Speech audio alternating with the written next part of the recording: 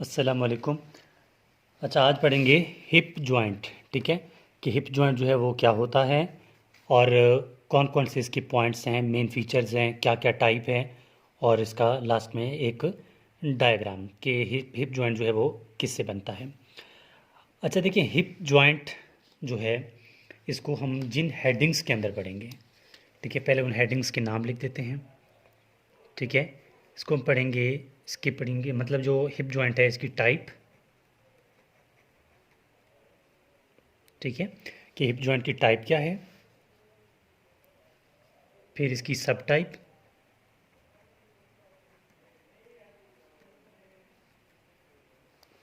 ठीक है। Next point, articulating surface, articulating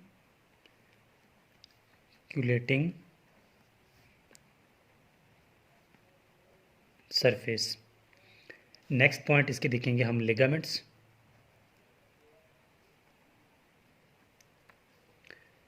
फिर इसके देखेंगे हम मूवमेंट्स,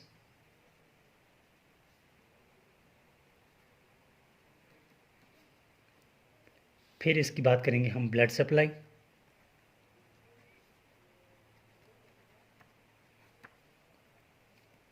फिर इसकी है नर्व सप्लाई। ठीक है, ब्लड सप्लाई के बाद नर्व सप्लाई, नर्व सप्लाई के बाद फैक्टर्स जो इसको स्टेबल करते हैं। ठीक है, स्टेबिलिटी फैक्टर्स, फिर इसकी एक डायग्राम, लास्ट में इसका क्लिनिकल सिग्निफिकेंस।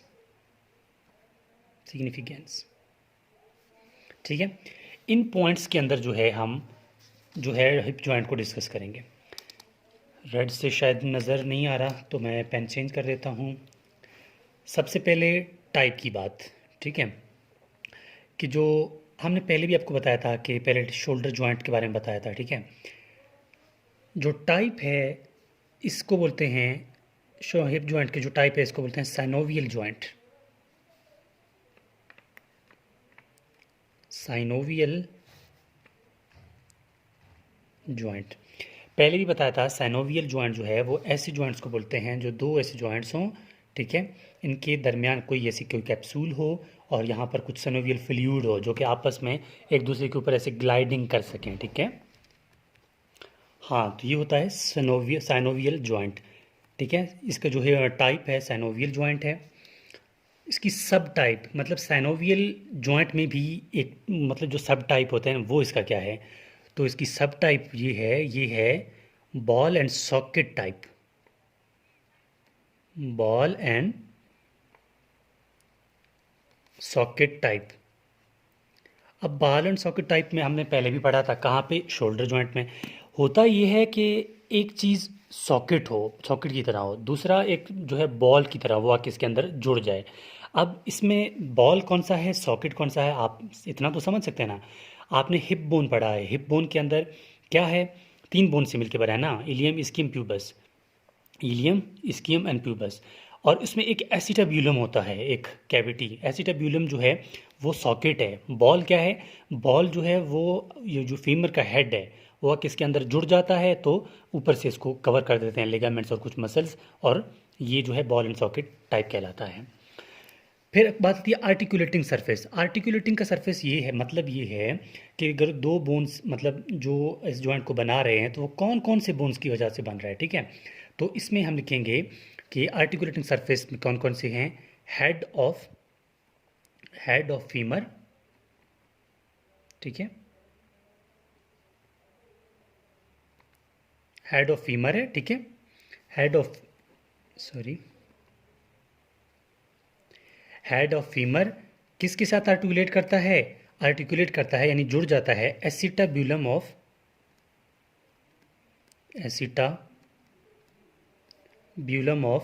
Hip bone.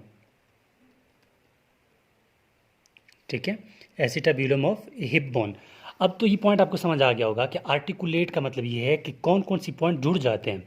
अब एसिटाब्यूलम है, ठीक है, एसिटाब्यूलम जैसे ही मतलब आके रुक जाता है और हेड ऑफ ह्यूमरस और फीमर जो है इसके साथ आके जुड़ जाता है, तो अब आर्टिकुलेटिंग सरफेस कौन सी हुई, एसिटाब्यूलम और head of the humerus, sorry humerus बोल रहा हूँ, फीमर, दोनों आके जुड़ जाते हैं, ठीक है।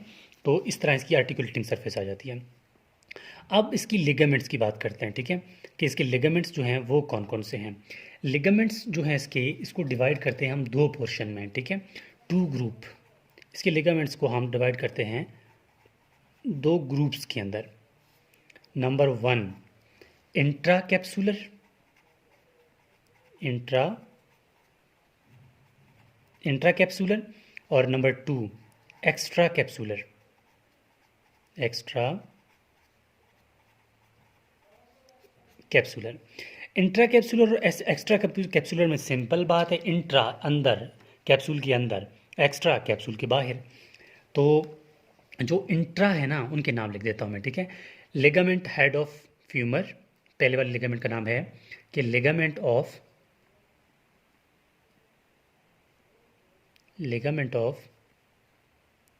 Head of femur.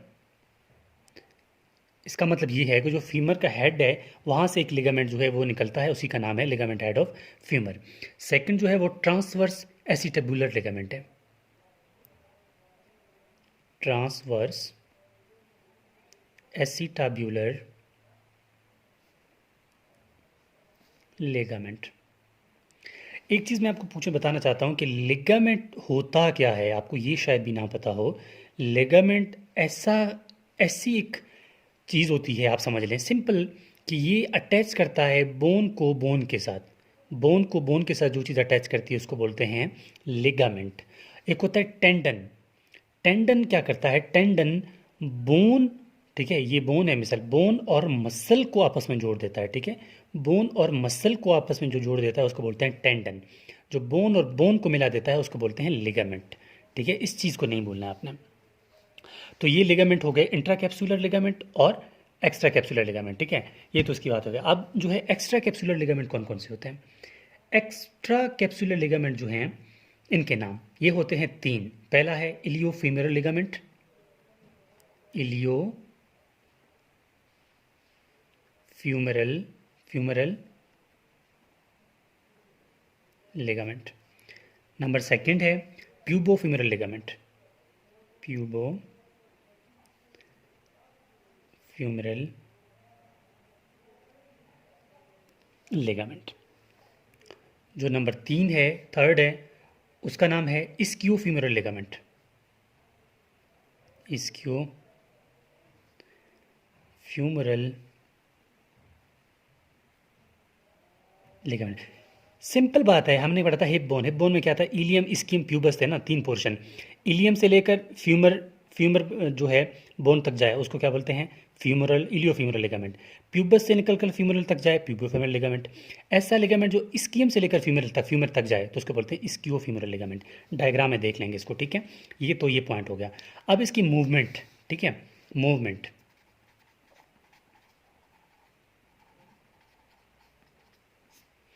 मूवमेंट्स, जो इसका मूवमेंट है इसमें होते हैं फ्लेक्शन, ठीक है, फ्लेक्शन होता है, एक्सटेंशन। चलो मैं इसकी यहाँ पर लिख देता हूँ, फ्लेक्शन है, एक्सटेंशन है, ठीक है। और फ्लेक्शन एक्सटेंशन मैं यहाँ लिख देता हूँ, फिर आहिस्ता आहिस्ता उसको देख लीजिएंगे क्योंकि जगह कम पड़ ना जाए। फ्लेक्शन किस किस मसल की वजह से होता है, ठीक है। फ्लेक्शन जिस मसल की वजह से होता है उसका वो जो है चार मसल है। पहला है इलियोश्वास, इलियोश्वास मसल। सेकंड है, इलियोश्वास मसल की वजह से क्या होता है, फ्लेक्शन। सेकंड जो है वो रेक्टस फीमोरस,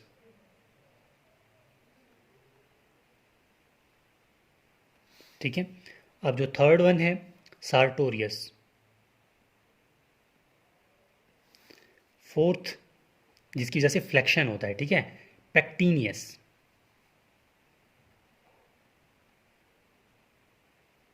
ये मसल जो है क्या कराते हैं, फ्लेक्शन। अब जो एक्सटेंशन जो मसल करवाते हैं, ठीक है, ये भी चार हैं। पहला क्या है, gluteus Maximus, gluteus Maximus. Second है सेमी मेम्ब्रेनियस।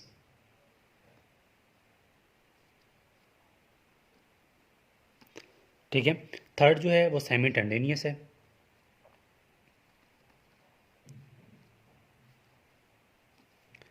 फोर्थ है बाइसेप फीमोरस।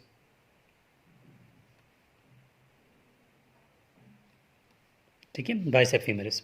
ये तो होगी फ्लेक्शन एक्सटेंशन की बात। अब अगला जो है वो है एबडक्शन। अगला मूवमेंट एबडक्शन।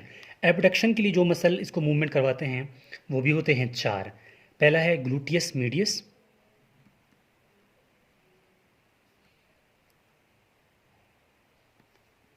सेकंड है ग्लूटियस मैक्सिमस।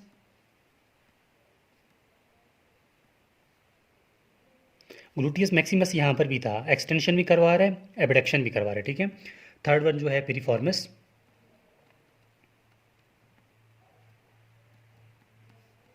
और फोर्थ वन है टेंसर फेशियालाटा। टेंसर फेशियालाटा। ठीक है। हाँ, ये तो होगी एबडक्शन की बात। अब एडक्शन। ठीक है। एडक्शन, एडक्शन के जो मसल्स हैं वो, इसको याद रखने के लिए आप बस दो मसल्स भी याद रख लें तो काफ़ी है। एडक्टर लॉन्गस, एडक्टर लॉन्गस, और ब्रेविस एंड मैग्नस, ये भी याद रख लें बस की नफ़े। ब्रेविस एंड मैग्नस इतने खास हैं भी नहीं, बस आपको पता होना चाहिए कि इसमें फ्लेक्शन एक्सटेंशन एबडक्शन एबडक्शन ये होता है। ठीक है। और इसमें लेटरल और मीडियल रोटेशन भी होता है। ठीक है। Lateral rotation. लेटरल रोटेशन के लिए बाइसेप फीमोरस याद रख लें बस। ठीक है। बाइसेप फीमोरस। और लेटरल रोटेशन के बाद मीडियल रोटेशन।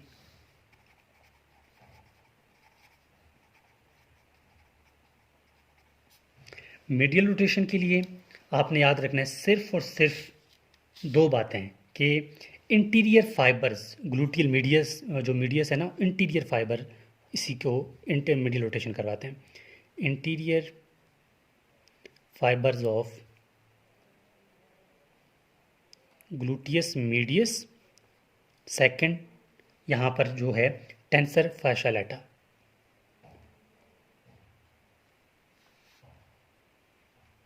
ठीक है। टेंसर फैशालाटा इसको मीडियल रोटेशन करवाते हैं। अब मेन बातें हो गई हैं, ये भी देख लिया, ये भी। अब आती है ब्लड सप्लाई। ठीक है।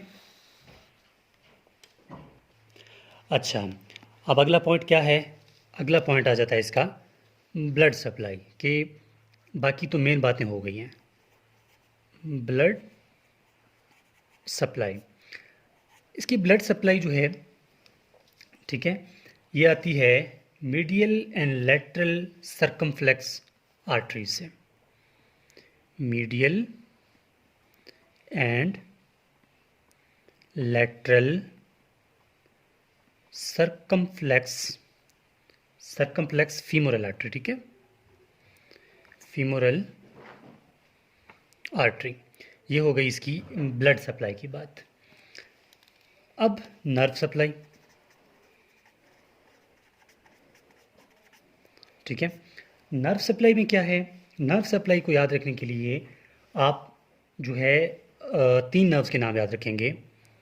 फीमोरल नर्व, ठीक है। सेकंड ऑब्चुरेटिव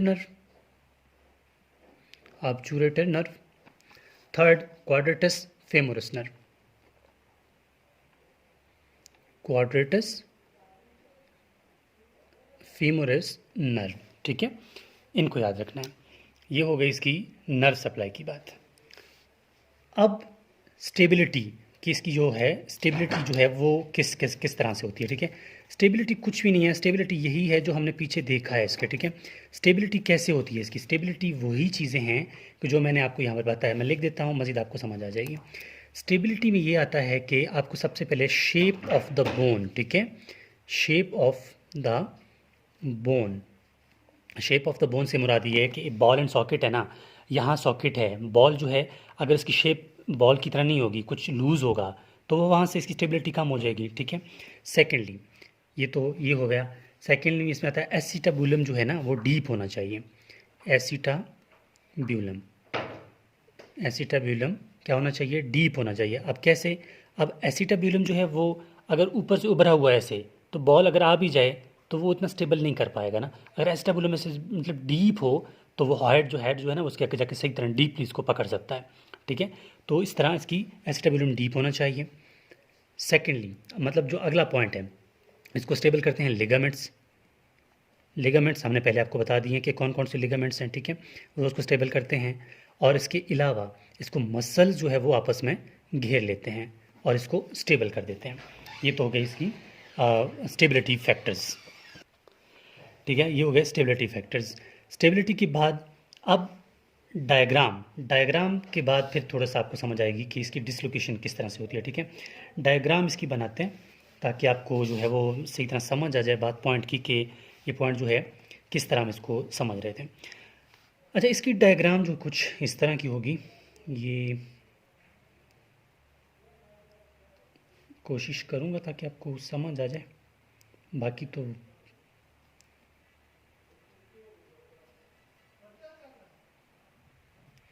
ठीक है।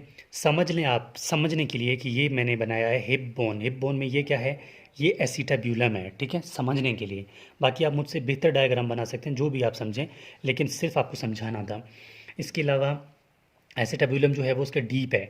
अब हमने क्या बनाना है, यहाँ पर फीमर बनाना है, ठीक है, फीमर बनाना है, ताकि फीमर का जो हेड है वो तो यहाँ पर आके अटैच हो जाएगा, ठीक हो गया।